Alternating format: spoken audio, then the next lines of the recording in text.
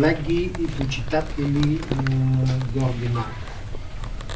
Навярно да ви поканяте да кажа няколко думи на тази мемуарна вечер и премиера на книгите на Цвета Трифонова, на това, че съм така сред малцината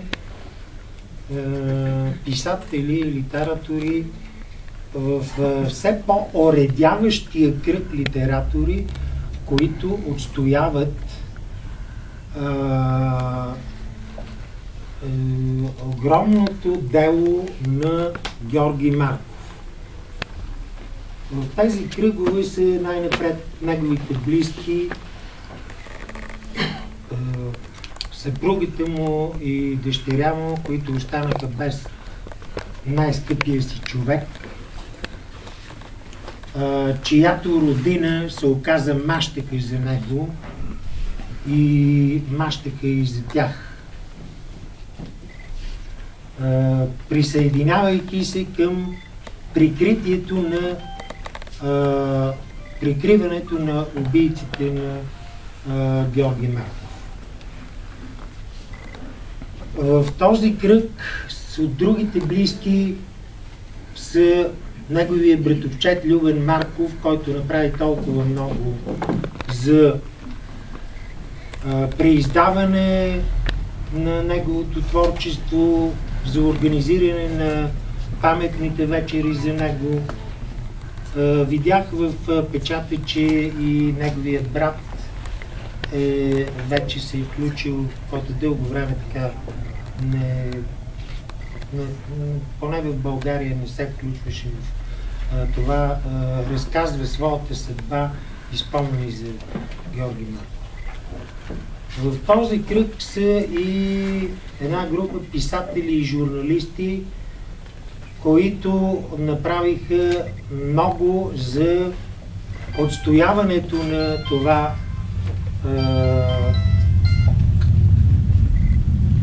делото на Георги Марков. И на първо място тук искам да посоча журналиста Христо Христов, който издаде и първата книга, едно блестящо журналистическо и историческо изследване, в което недвусмислено показа документално подкрепено цялата криминална сага около убийството на Георги Марков.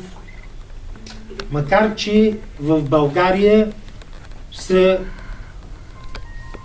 не бих казал все по-силни, а никога не са отслабвали силите, които представят убийците на Георги Марков. И аз по-късно ще внеса една корекция в това как трябва да бъдат назовавани те.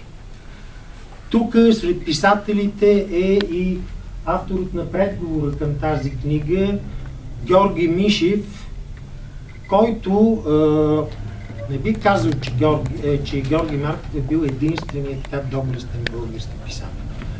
Доблестни български писатели имаше много, по един или друг начин гласовете им бяха запушвани, но много от тях намираха начин да покажат, и то не само с езопов език, а и с езика и на художественото слово, и на публицистиките, много от така порочната основа на тоталитарния комунизъм, в който живеехме. И Георги Мишев е от онези писатели, които самият Георги Марков посочи сред онези български писатели, които отстояват този дух на свободолюбието и на литературата като глашатай на истината. За съжаление, обаче повтарям, в нашето общество победиха убийците на Георги Марков. Аз няма, тъй като има една, според мен, доста неправилна риторика, антикомунистическа, която закрива от очите ми истината за действителните механизми на така наречената българска демокрация или псевдодемокрация. Самия факт, че най-видните експерти на комунистическите тайни служби станаха най-гласовитите антикомунисти, трябва да ни кара да се замислим, че тук линията на противопоставяне не е тази. И между другото, Георги Марков е една от фигурите, които изиграха изключително важна роля в началото на така наречената българска демокрация или псевдодемокрация, или договорена демокрация, или симулантска демокрация, които изиграха много важна роля именно в политическите процеси. Ако си спомняте, тогава и сега ще изразя една много парадоксална истина, с която вероятно мнозина тук няма да се съгласят, само че моля, нека не викат тук, нека отидете в флагмана на българската индустрия на лъжата. Това може да бъде и медия, вестник преса, това може да бъде и електронен. Това е всяка неделя, които в момента са започнали мощната предизборна кампания не само по решаването на бъдещите избори, но и по фалшифицирането на цялата българска демокрация. Тогава, през 90-те години, някои видни български политици обещаха на съпругите на Георги Марков да предоставят всички документи, и това бяха тогавашни, нека не изброяваме имената им, един от тях министър-председател, който по-късно беше убит от същата клика, която уби Георги Марков, а другият беше тогавашен председател на партията. Но, за съжаление, точно те бяха хората, които бяха лично заинтересовани да извадят документите за убийството на Георги Марков, защото всички знаят, че истинският убиец, или по-точно човекът, който даде одобрението за този зловещ в цялата световна история акт, беше Тодор Живков. И именно той, и тук в края, в една от последната глава, по някакъв начин се сплитат едни два сюжета, за които накрая ще говоря, когато говоря за книгите си. Именно тогава започна настъплението на държавна сигурност срещу българската демокрация и създаването на така наречените всички онези уж демократични организации, които по една случайност съдържаха в себе си буквите ДС. В тези организации имаше много хора, искрени демократи, искрени антикомунисти, хора безпартийни, пострадали от репресиите по времето на комунизма, разочаровани комунистически ентусиасти, комунисти, които също бяха пострадали от комунизма, защото тоталитарните диктатори от Сталин до Тодор Живков може би са унищожили повече комунисти, отколкото антикомунисти в своите концлагери, затвори, правителствени болници или други неизяснени инциденти. Именно за да попречат на изваждането на документите за убийството на Георги Марков, започна огромната кампания, която доведе до провала на българската демокрация. Защото нито една от целите на тази демокрация не бяха осъществени. И това, че ние няколко души тук можем да говорим това, не означава, че има и свобода дори на словото. Него го има в някакви залички, конференции, но всички печатни електронни медии по един или друг начин са заети от този октопод, създаден от една партия, но след това превърнал се в и нейн разрушител. България няма и никога не е имало и най-вероятно няма да има никаква многопартийна система. България има само една партия и това е Държавна сигурност, която е организатор, вдъхновител и манипулатор на всички партии. Отдавна истинските демократи са изчезнали от всички партии и тяхното място е взето точно от тези хора. От Живковската мафия и нейните дечица, лакеи и ченгета.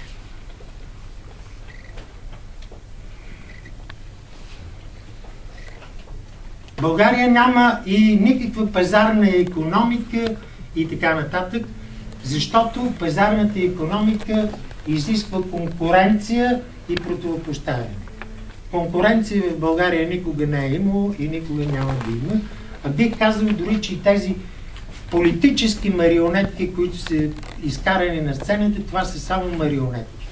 Отзад в дълбокия тил се намира тази мафия. А в България няма и никога не е имало друга мафия, освен създадената от Живковската клика и Държавна сигурност. И когато казвам Живковска мафия, нямам предвид нито партия, нито номенклатура, нито държавна сигурност, нито каквито и да било институции, а само онези от тях, които упражняваха конспиративната власт. Всяка власт е до някъде малко тайна, но в България властта винаги е била конспиративна и един член на Политбюро винаги е бил дори един член на Политбюро е бил по-ниско поставен от шофьора, масажиста, готвача, камериерката, медицинската сестра, които са доносничили на тази власт. Това е именно действителната структура на властта в България. И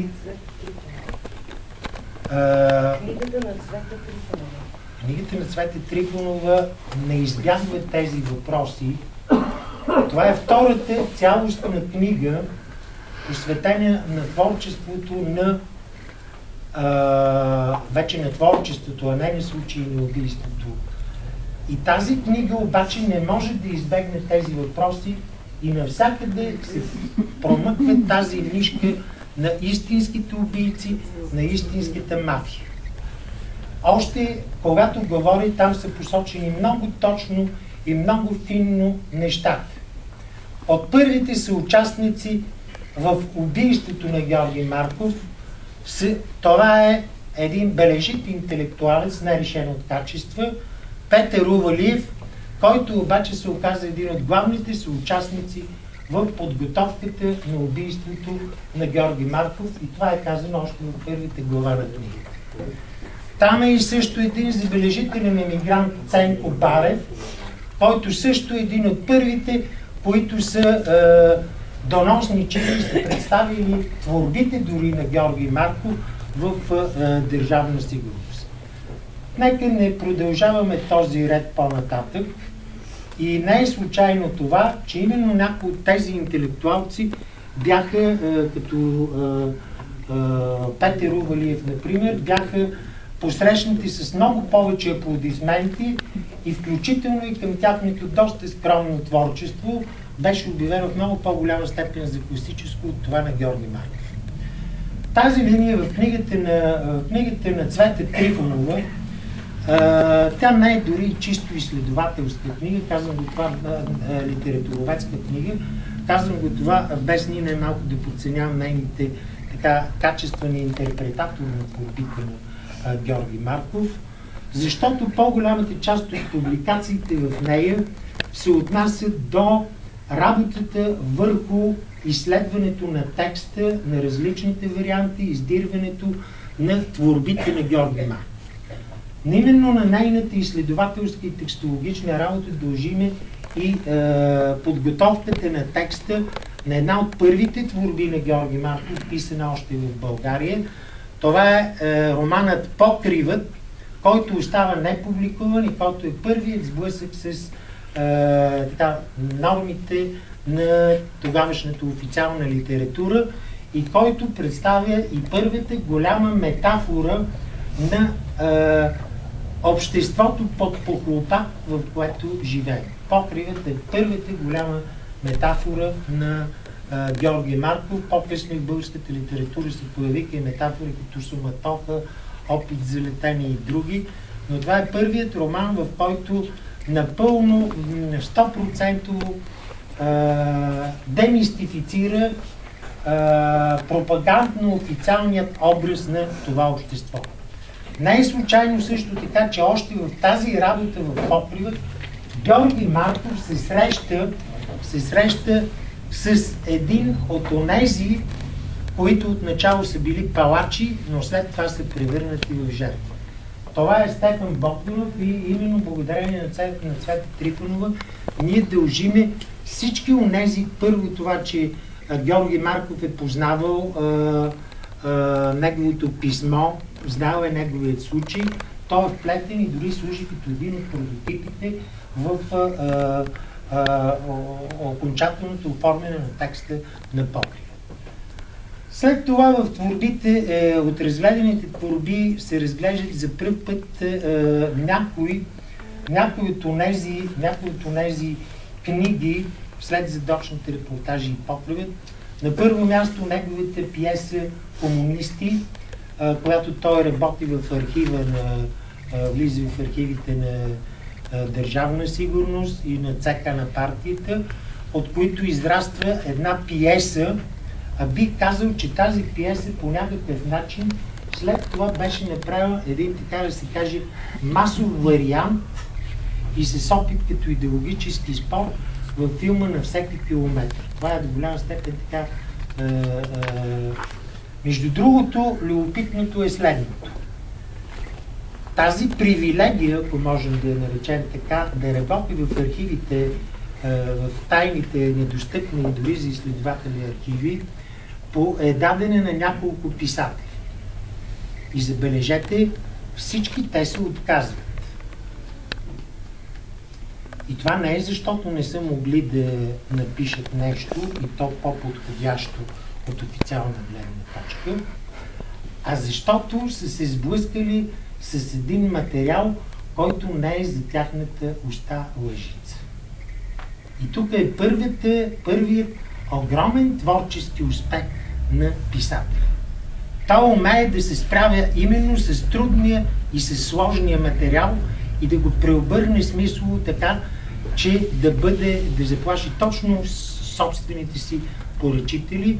И не случайно тази пиеса е и така предизвиква, може би, най-вече, импулсира най-вече неговото желание да емигрира, да напусне в България, като искам да повторя, Георги Марков не емигрира.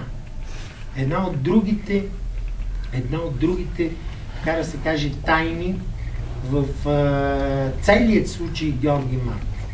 Георги Марков упорито беше тласкан към емиграция и именно изследването на механизмите, ето не е много толкова трудно, документално, но не само документално, тук е необходимо, освен чисто така, документите и фактите, и малко повече въображение, за да разбереме кои са онези сили, които искат да тласнат Георги Марков извън България.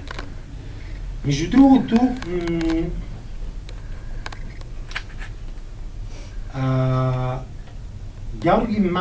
Тодор Живков не дава съгласието си за убийството на Георги Марков само заради написаните задочни репортажи.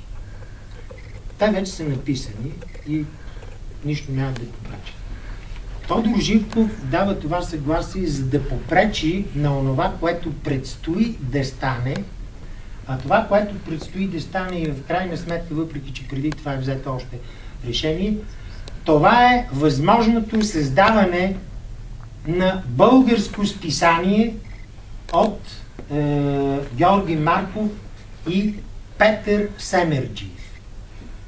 Именно тази среща Тодор Живков не е желал да се осъществи, а Петър Семерджиев е емигрант-комунист, който много добре отвътре познава личността на Тодор Живков и автор на книгата "Нищожество с доспехи на величие", чието заглавие достатъчно добре говори за кого става дума, въпреки че днес прочетена книгата изглежда доста невинна в сравнение дори с спомените на Нико Яхиел за режима на Тодор Живков, който наскоро видяхме отново в това манипулативно предаване, в тези манипулативни предавания, които започнаха.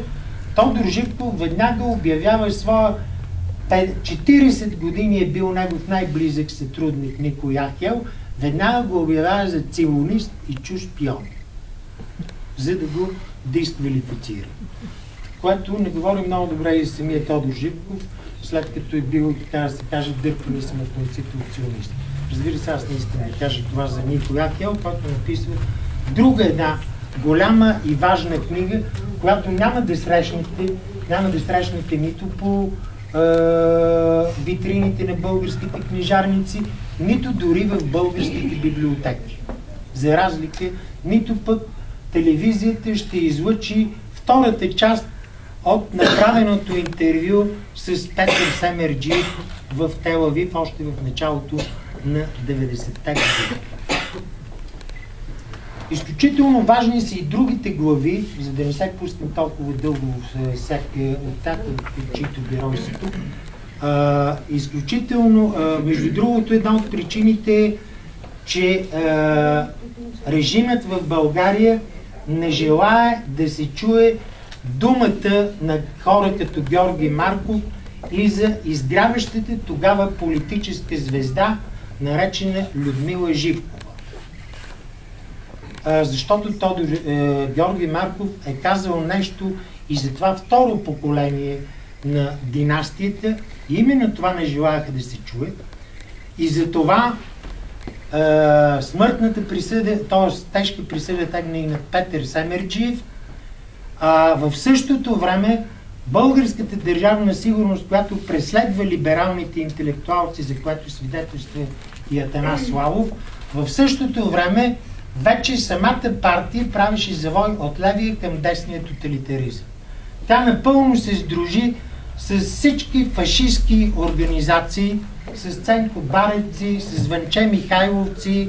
Агентът Гоце дори пише дисертация за един от българските главорези, които живееха под крилото на Анте Павлович. Тоест, през 80-те години вече така нареченият тоталитарен режим беше направил пълния завой от левия към десния тоталитаризъм, т.е. към фашизма. Една от книгите, на които се обръща голямо внимание в изследването на Цвета Трифонова, е посветена на пиесата Архангел Михаил. Според мен това е една пиеса, която има до някъде с останали, може да би забелязани нейните близки с санаториумът на доктор Господов, една прекрасна творба, една от първите новели, мисля, че 66 или 67 година написана, която е зародишът на Архангел Михаил. Направен е и за пръв път един прочит, първият значим български прочит на написания английски роман, заедно с Дейвид Филипс, Достопочтеното шимпанзе, в който вече големият писател се обръща и към западната действителност, защото той е също така критичен и към нея. Когато казвам критичен, искам да обърна внимание на следното. Неотдавна в едно от новите манипулативни предавания беше направена апология на един голям американски лингвист, известен с своето остро критично отношение към Съединените американски щати. Чомски. Точно така, Ноам Чомски. Ноам Чомски обаче беше казано това, за да се използва като антиамериканска критика, но в същото време не се казваше следното, че Ноам Чомски е живял и е направил блестяща кариера именно в Съединените щати и никой нито го е убил, нито му е попречил на международната слава. Сега малко трябва да помислим, че господин Чомски, когато говореше някои неща, би трябвало да си помисли какво би станало в Съветския съюз. Там нямаше не само да има Ноам Чомски, ами дори и кръст, т.е. това не е кръст, нямаше дори да има паметен знак над безимените му гробове някъде в Сибир. Все пак Ноам Чомски критикува Америка, но никой никога не му е попречил за това. Една вестна култура, която 20 години пише за Чом. Аз не съм близък с вестна култура. Много пише там, той ще от време на време да пише. Това няма случайно покрай култура. Не, искам да кажа, че в тази пиеса Георги Марков много добре предвижда нещо и то е следното. Не само българските власти в известен смисъл попречиха да се отиде до край в разследването около убийството на... Затова така помогна и милия Запад. Ние днес знаем, че и президентът Рузвелт и президентът Чърчил още през 40-те години са знаели за убийството в Катин и че то е извършено от съветската армия. Не само за концлагерите. Знаели се за убийството и в Катин, но са го премълчали, защото им е бил необходим... Какво не е? Има, как да няма? Точно това, мила госпожице. Точно това има, мила госпожице. Това има, не прекъсвайте лектора. Да. Като не ви се слуша... Като не ви се слуша, напуснете да прекъсвайте лектора. Няма нищо. Точно това има връзка не само с Георги Марков, а има връзка и с атмосферата и демокрацията, която пречи да се разкрие, да се оповестят официално и документално убийците на Георги Марков. И защото точно тези господа много добре знаят, че демокрацията в България се създава от тайните служби и от криминални престъпници. Но искам за утешение да ви кажа това, че те го скриха това, за да използват нашия свят в борбата против фашизма. Обаче след време ние също ще си признаем, може сега да се скрива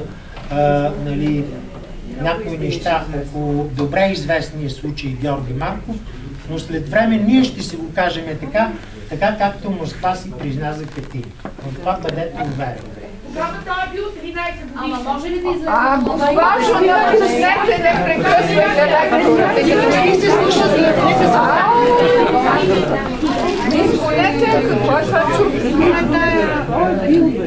Всички български офицери знаят. Има ли адвокати?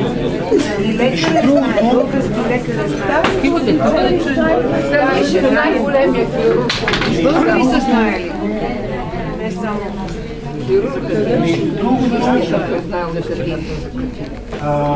освен всички тези глави за задочни репортажи, за покривът, за Архангел Михайлов, за достопочтеното шимпанзе, за литературните есета, в книгата на Цвета Трифонова има и две много интересни глави, които на пръв поглед също не съвпадат с творчеството на самия Георги Марков. Едната от тях е тя е така малко посветено на Георги Марков творчество. Това е, между другото, аз също не знаех за тези скулптурни, за тази скулптурна серия на Спартак Дерменджиев, посветена на Георги Марков. И поне по тези фотографии не мога да съдя изцяло, но това е един от така малкото актове на творческа почит към Георги Марков, която българското общество му дължи. И другата, много интересна завършваща глава, е посветена на Вапцаров, където Вапцаров и Георги Марков са свързани като еднакво по някакъв начин жертви, защото тоталитарният режим беше жесток не само към чуждите, но и към своите, и защото Никола Вапцаров също беше подложен на фалшификации, беше канонизиран официално по един начин, който не даваше представа за неговата действителна поезия. Тук няма да говоря за многото биографични факти от живота на Вапцаров, които бяха откривани за това пълното затъмнение върху баща му, доста така полузатъмнението около евангелисткото му възпитание, фалшификации около неговата партийна принадлежност и така нататък. Няма да говоря дори за прочутото, което ние го знаем много добре в нашия институт, Цвета много добра и всички между другото, за това, че едно от най-хубавите стихотворения, прощалното на Вапцаров, в течение на 50 години беше фалшифицирано, като съществува само един оригинален ръкопис, един автограф. Той беше пренебрегнат неговия текст, далечен и неискрен гостенин гласи. Беше печатано 50 години като нечакан гостенин и се раздорираха цели такива саги от лъжи и какви ли не неща за някакви други ръкописи, че дадени били там, къде изчезнат. Нищо подобно има един ръкопис, който между другото един от тези ръкописи дължими и на ония фашистски казано в думите офицер, който е представил това листче на близките му и благодарение на него го дължиме тези последни стихотворения. Колцина и не фашистски офицери биха били способни на този подвиг, на един чисто човешки жест, който дължи на всички. Не само на герои, не само на писатели, който се дължим като хора. В една от финалните глави за Вапцаров, според мен е една от най-добрите и тя се домогва точно до истинския ключ тук на нещата. Защото битките не са между комунисти и антикомунисти, защото повтарям, след като най-видните експерти на държавна сигурност бяха назначени на най-мисловитите антикомунистически постове, много неща станаха ясни. След като всички писатели, ченгете им плащаха контрактации, за да пишат фалшиви спомени, забележете, само те писаха и издаваха спомени. И целта им е да фалшифицират именно 70-те и 80-те години, точно когато беше в най-голяма степен заглушен Георги Марков. В тази последна глава по някакъв начин двама писатели, единият счита се за комунист, а другият така набеден за антикомунист, са сближени като общи жертви на един зловещ тоталитарен режим. И именно това сближаване на двамата като жертви, макар и по различен начин, на един и същ зловещ механизъм, придава една по-голяма универсална хуманистична стойност на книгата и я прави важна за прочита не само на Георги Марков, прави я важна за прочита на цялата българска литература, защото официално канонизирани творци като Христо Смирненски, например, Гео Милев и Вапцаров бяха не по-малко фалшифицирани от някои неприемени и неканонизирани творци. Сега, между другото, книгата на Цвета Трифонова, без да е монографии, без да засяга цялостно творчеството, представя все пак един много значим и първи за сега опит така цялостно да бъде обхванато творчеството на Георги Марков. И особено бих искал, че още тази книга всъщност работеше и за издаването. Няколко творби, които бяха издадени на Георги Марков, се дължат именно на текстологичната, редакторска работа на Цвета Трифонова. Между другото, в книгата има някои пропуски. И то именно в специалността, която, т.е. не пропуски, а пропуснати възможности, което е нещо друго. Именно като библиография и следовател, тази книга, която между другото носи чудесно намереното заглавие, той Георги Мишев посочи това в предговор от Капка, която удивително добре пасва и на биографията, и на творчеството Георги Марков. Тази книга трябваше да има една подробна библиография на всичко писано за Георги Марков. И преди, и след 1989 година. Между другото, това ще го кажа не като пропуск. Аз съм автор на многобройни текстове, отделни за Георги Марков.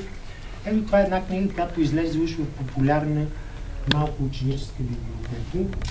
Цвета Трифонова не случайно я гледа учуден. Не бих я обвинил, че не я е цитирала, защото тя въобще не я е видяла. И с това искам нещо друго да ви посоча. Въпреки че такива книги уж бяха издадени, аз съм автор тук, не голяма предговорност, въпреки че такива книги бяха издадени, те въобще не достигнаха до читатели. И трябва да знаете, че една огромна част от такива книги, които излизат, опасни, се демонстрира уж, че излизат, но фактически те не достигат до читатели. Те просто се симулират тяхното издаване. А това е книга, която би трябвало да бъде изучавана от ученици, защото в малко ученическа библиотека да издават. И не само те.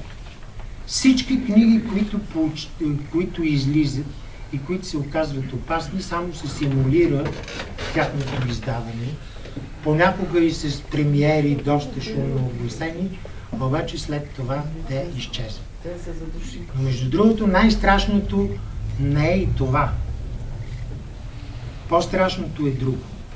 В книгата се споменава, мисля, че първото издание на задочни репортажи е над 70 000 в 90-та година. Не знам колко са обявени сегашните издания, а те са отчаиващо малко на Георги Марков, включително и опита да се прави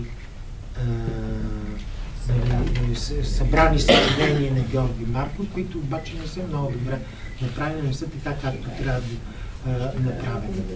Не знае какъв е техният тираж, мисля, че техният тираж е много по-малък. И страшното не е в това, че тиража е малък. Страшното е в това, че наистина тези читатели вече са малко. И тези читатели вече са малко и в резултат на действието на една мощна индустрия на лъжите и фалшификациите, каквато са всички български медии, каквато са и печатни, и електронни, каквато са всички български публични говорилни, чиято цел е да произведе, това разбира се става и в световен мащаб по някакъв начин, но в България особено силно, тази единствената печеливша и работеща индустрия в България, това е индустрията на лъжите, на интригите и на фалшификацията. И благодарение на това ние стигнахме в един свят, който е, както го нарича Хана Аренд, действащ свят на безсмислието. Не е страшното дори това, че ние до края на този век ще изчезнем като нация, което е предвидимо, защото вече не е исторически факт, е природен и демографски факт. А до това унищожение ние достигнахме благодарение на това целият славянски свят, който се цепи на все повече народчета, на благодарение настигнахме и до това, че именно през нас премина валяка на тоталитарните режими и то двоен валяк на тоталитарните режими.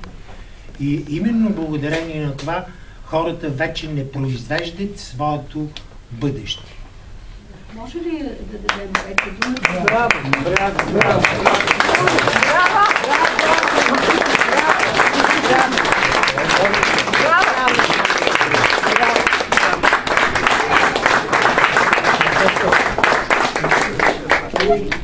Добре, Милен да прочете.